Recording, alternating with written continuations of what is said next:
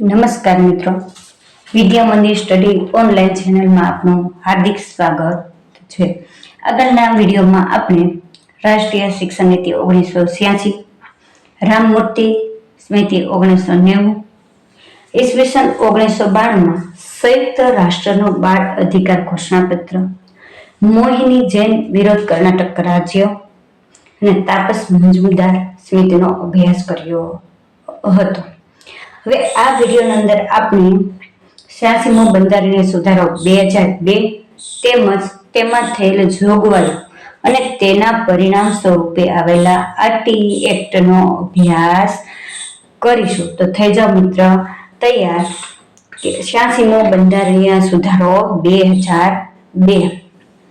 તો કે 86મો બંધારણીય સુધારો 2002 એ ભારતીય શિક્ષણ વ્યવસ્થા માટે ઐતિહાસિક હતો, જેણે 6 થી 14 વર્ષની વયના તમામ બાળકો માટે શિક્ષણને મૂળભૂત અધિકાર બનાવ્યો હતો. અને આ બંધારણીય સુધારા અન્વયે કેટલાક આર્ટિકલોમાં ફેરફારો કરવામાં આવ્યા હતા કે જેનો આપણે કોષ્ટક દ્વારા અભ્યાસ કરીએ, જેથી તમને સરળતાથી સમજાય રહે. તો કે 86મા બંધારણીય સુધારાની મુખ્ય જોગવાઈઓ કઈ કઈ હતી? તો કે મૂળભૂત અધિકાર, તો કે આર્ટિકલ 21 છે 6 થી 14 વર્ષના બાળકો માટે મફત અને ફરજિયાત શિક્ષણને મૂળભૂત અધિકાર તરીકે જોડવામાં આવ્યો હતો. તો કે આર્ટિકલ 21 નો પેટા વિભાગ 21A એને જોડવામાં આવ્યો હતો. તો હવે જોઈએ રાજ્ય નીતિ નિર્દેશક માર્ગદર્શક સિદ્ધાંતોમાં કઈ બાબતોનો ફેરફાર કરવામાં આવ્યો? તો કે અનુચ્છેદ 45માં ફેરફાર કરી 6 વર્ષથી નાના બાળકોની સંભાળ અને શિક્ષણની જવાબદારી રાજ્યને સોંપવામાં આવી. જો ભાઈ શિક્ષણની જવાબદારી રાજ્યને સોંપવામાં આવી, તો હવે રાજ્ય શું કરશે? તો કે 6 વર્ષથી નાની ઉંમરના, એટલે કે 3 થી 6 વર્ષ સુધીના, જેમને 5 વર્ષ પૂરા કર્યા એવા બાળકો હોય તેમની માટે સરકારશ્રી દ્વારા તો કે ECCE early childhood care and education હેઠળ પ્રારંભિક બાલ્ય અવસ્થાનું દેખરેખ માટેનું શિક્ષણ પૂરું કરવાના પ્રયત્ન કરશે. અને એના માટે રાજ્યમાં આંગણવાડી ચાલી રહી છે. અને આર્ટિકલ 51A, તો કે આર્ટિકલ 51 એમાં શું હોય છે? તો કે તેમાં કલમ છે 51A અંતર્ગત 11મી મૂળભૂત ફરજ ઉમેરવામાં આવી. હવે એમાં એ ફરજ કઈ ઉમેરવામાં આવી? તો કે માતા પિતા કે વાલીએ 6 થી 14 વર્ષના પોતાના બાળકોને શિક્ષણ પૂરી પાડવાની તક આપવી પડશે. આ બધાના સુધારા અને એટલા સંશોધન પછી આપણો આરટી એક્ટ 2009 આવે છે.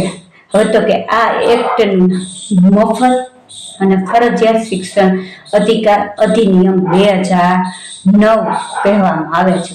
આમ તેનું ફૂલ ફોર્મ થાય છે રાઇટ ટુ એજ્યુકેશન. હવે આને right of children to free and compulsory education act. હવે આપણે જોઈએ કે એની અંદર મુખ્યત્વે 2 શબ્દનો સમાવેશ થાય છે. તો હવે કયા 2 શબ્દો? તો કે મફત અને ફરજિયાત. મફત એટલે તો કે કોઈ પણ બાળક એવી કોઈ ફી કે ચૂકવણી ચૂકવવા માટે જવાબદાર રહેશે નહીં કે જેને પ્રાથમિક શિક્ષણ પૂર્ણ કરવામાં અવરોધ લાગશે. અને ફરજિયાત એટલે એક જ શબ્દ નથી, એની અંદર 6 થી 14 વર્ષ સુધીના પ્રત્યેક બાળકોનું નામાંકન તો કે ફરજિયાત થવું જોઈએ.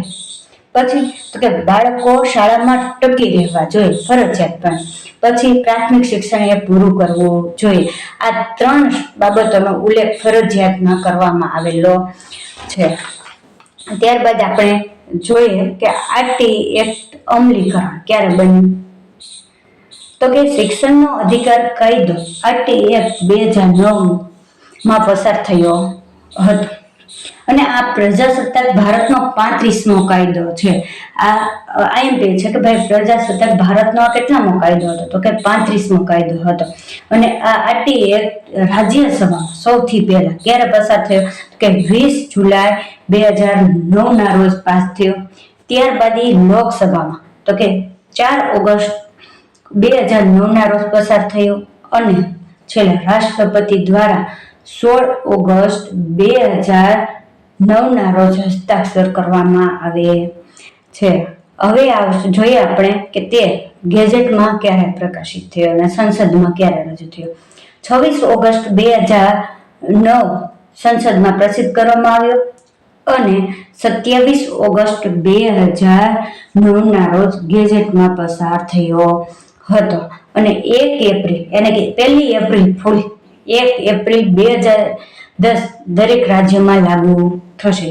સિવાય કે જમ્મુ કાશ્મીરને બાદ કરતા હવે ભાઈ જમ્મુ કાશ્મીરમાં કેમ લાગુ નહીં થાય, તો કે જમ્મુ કાશ્મીરને બંધારણના અનુચ્છેદ 45A અને 370 હેઠળ વિશેષ રાજ્યનો દરજ્જો મેળવેલો હતો. જ્યારે 5 ઓગસ્ટ 2019 ના રોજ અનુચ્છેદ 35A અને 370 હટાવી લેવામાં આવે છે. એટલે જમ્મુ કાશ્મીર લદ્દાખને 31/10/2019 થી કેન્દ્ર શાસિત પ્રદેશનો દરજ્જો આપવામાં આવ્યો. ત્યારથી ભારતના બંને સદનો એટલે કે રાજ્યસભા અને લોકસભામાંથી પસાર થતા તમામ કાયદાઓ લાગુ પાડવામાં મળશે એમ. તો કે પછી 31/10/2019 થી સમગ્ર ભારતમાં લાગુ પડ્યો હતો. હવે ખાસ IMP એ છે કે ભાઈ તમને એવું પૂછે કે આ કાયદો આરટી એક્ટ સમગ્ર ભારતમાં ક્યારે લાગુ થયો, તો 31/10/2019 માં લાગુ થયો. કારણ કે ત્યારે 370 અને અનુચ્છેદ 35A બંને છે એ દૂર કરવામાં આવે છે, જેથી લોકસભા અને રાજ્યસભા બંને સદનોમાંથી પસાર થતા તમામ કાયદાઓ જમ્મુ કાશ્મીરમાં લાગુ પડે છે. તેથી આરટી એક્ટ એ સમગ્ર ભારતમાં લાગુ પડે છે. હવે મિત્રો આના પછી આગળનો આપણે નેક્સ્ટ એપિસોડમાં જોઈશું, જેની અંદર આપણે આરટી એક્ટના પ્રકરણો અને તેની કલમો તેમજ તેમાં સમયાંતરે થયેલા સંશોધનનો અભ્યાસ કરીશું.